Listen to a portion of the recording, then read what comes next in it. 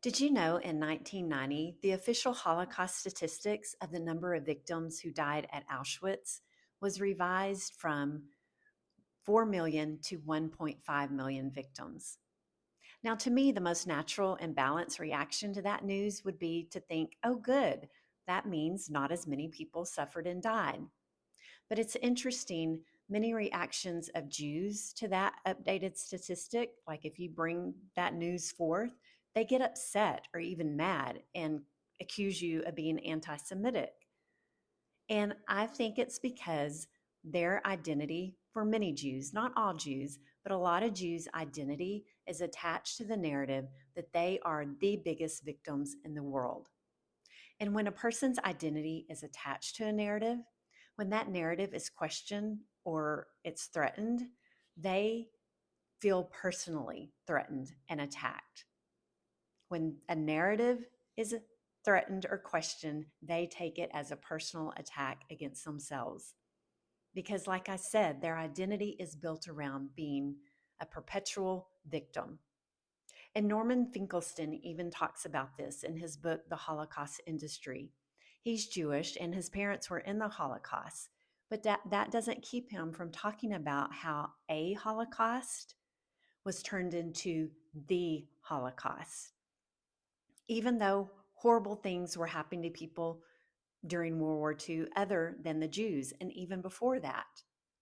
And another historical fact that Jews get really offended by if you bring it up is the disproportionate number of Jews who were in leadership positions during the Bolshevik Revolution.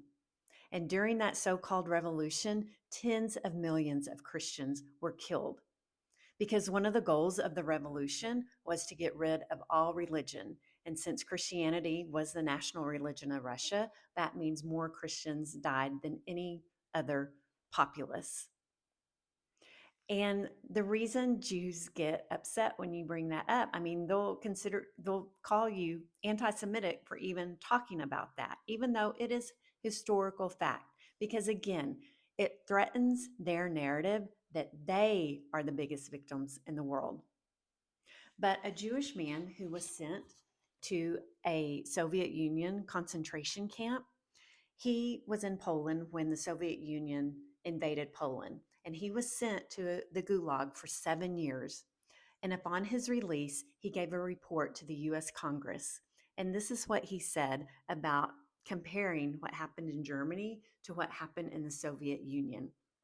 And he said, millions of men, oh, and this is from my book, Zionism, the Root of the Arab Israeli Conflict. He said, millions of men are perishing in the camps of the Soviet Union. Since they came into being, the Soviet camps have swallowed more people, have executed more victims than all the other camps put together, including Hitler's camps. And again, I feel like that's not talked about because it happened to Christians rather than it happening to Jews.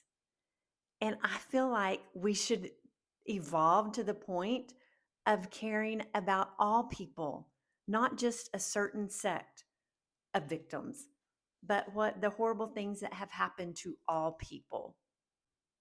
And it especially bothers me now that I have come out of my Zionist echo chamber to realize how much Jews have diminished the pain and what has happened to Palestinians at the hands of Zionists. And I'm just so glad I'm awake now and can be part of the many voices who are trying to bring forth what has happened to the Palestinians. But bottom line, I hope we can all be open to truth when it is presented to us, even if that truth threatens our beliefs, our narratives, what we have attached our identity to, because ultimately, I believe truth will set us free and lead to lasting peace.